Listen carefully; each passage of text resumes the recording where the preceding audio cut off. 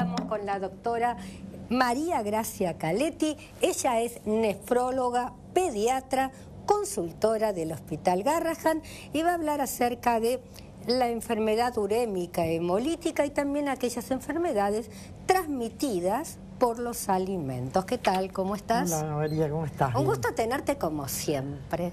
Para mí también, venir es un placer. Bueno, contanos, porque la gente pregunta, ¿no es cierto? Yo sé que hace unos cuantos años atrás esta enfermedad estuvo, digamos, bastante de moda debido a, bueno, carne mal cocinada, etcétera, etcétera, que eso ya lo vas a explicar vos. Pero bueno, a la gente le queda la duda, ¿solamente por la carne? Bueno, primero te quiero hacer una aclaración, que hace unos años no, seguimos siempre con más o menos la misma cantidad de casos por año, entre 450 y 500 nuevos casos por año. Entonces, en el país tenemos una casuística la mayor del mundo porque el ganado nuestro es un portador sano del coli enterohemorrágico, que es el agente que lo contagia, que lo contamina. Contamina sobre todo el alimento. Entonces, para nosotros sigue siendo un problema de primer nivel, sobre todo, digamos, en pediatría y entre las enfermedades transmitidas por alimentos.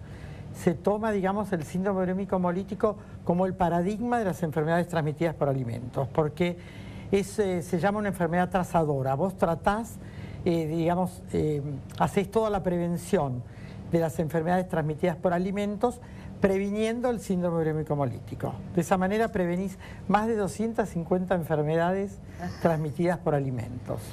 Entonces vos me preguntabas si solamente la carne. No, la carne es porque el coli enteropatógeno habita en el ganado vacuno y entonces la carne, el 40% del ganado vacuno está contaminado con el coli enterohemorrágico.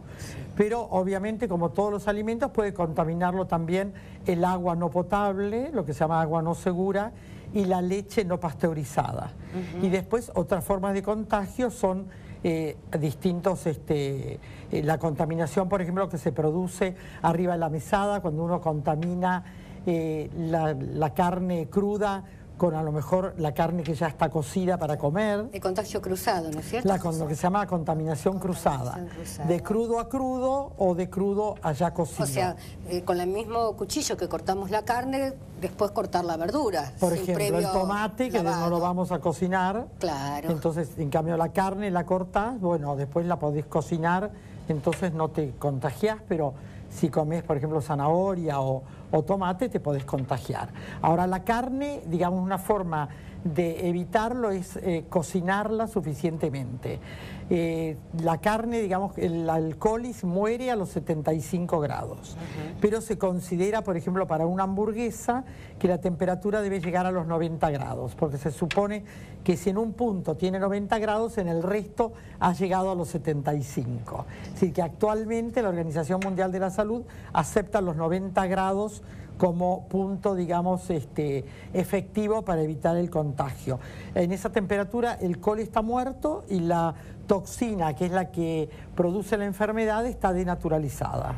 Porque bueno, antiguamente, no muchos años atrás, se decía, bueno, la carne, un churrasquito, vuelta y vuelta, y como bien decís, adentro queda crudo, ¿no es cierto? Claro, justamente es muy importante lo que vos aclarás, porque el coli está en la superficie de un bife, por ejemplo, y el coli no tiene la capacidad de penetrar la carne. Entonces, si vos pones un bife sobre el fuego, llega a más de 100 grados, lo comés perfectamente, la bacteria está muerta. Pero si vos comés un bife con carne picada, la bacteria que estaba afuera, la carne se mezcla y va al interior. Entonces hay que cuidarse que el interior es lo que tiene que llegar a esa temperatura de 90 grados. Una forma de verlo es cortarlo, por ejemplo, y que adentro esté gris y no rosado, que el jugo salga gris y no de color rosa. Eso es una forma de saber que se llegó a la temperatura adecuada.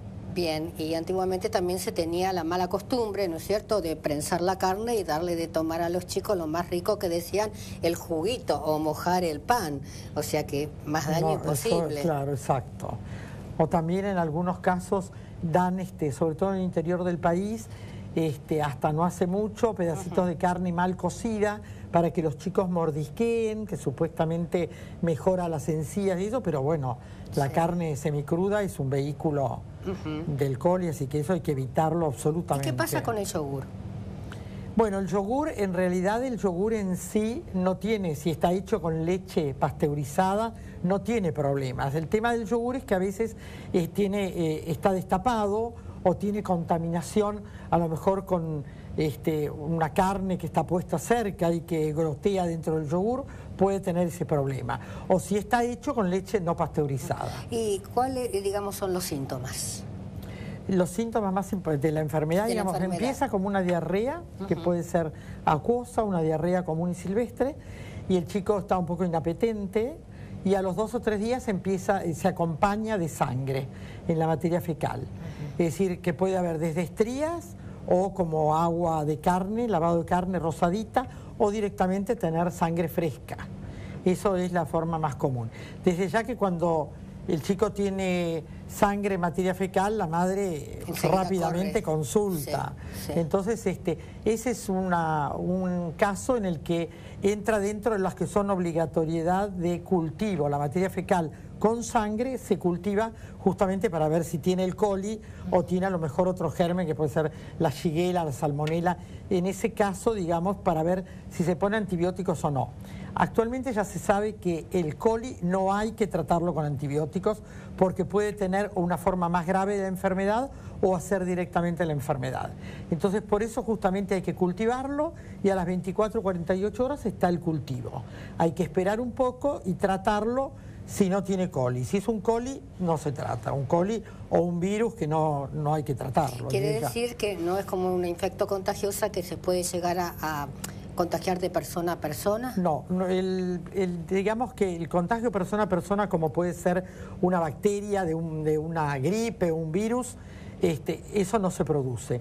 El contagio persona a persona es lo que se llama por el circuito fecal oral, es decir, es la persona que tiene el coli en su materia fecal, va al baño y no se higieniza, no se lava las manos con agua y jabón, entonces a lo mejor sale de allí, va a la cocina, prepara la mamadera, toca la tetina del bebé y el bebé se infecta con coli. Entonces es imprescindible que cuando uno va al baño se lave las manos con agua y jabón, y lo mismo cuando cambia pañales de un chico, por ejemplo, si trabaja en una guardería o un jardín maternal, indefectiblemente tiene que lavarse las manos con agua y jabón cuando termina de cambiar los pañales del bebé. Bien, o sea que lo más importante para esto es el aseo también, ¿no es cierto? Exactamente, el aseo personal. Y existe otra forma de contagio que yo no nombré hasta ahora, que es en las piletas de natación, que hay que tener cuidado con las piletitas caseras o en casa de amigos o en los jardines que tienen piletas de muy poca agua, porque a veces las madres mandan igual los chicos al jardín y el chico, si uno lo pone en una piletita, tiene en general por el contacto con el agua fría una pérdida de materia fecal y puede tener coli. Entonces hay otros chicos que en la misma piletita tragan agua. Eso ocurrió hace pocos años, que hubo unos casos de aguas de piletas mal cloradas, digamos. Bien, más que clara.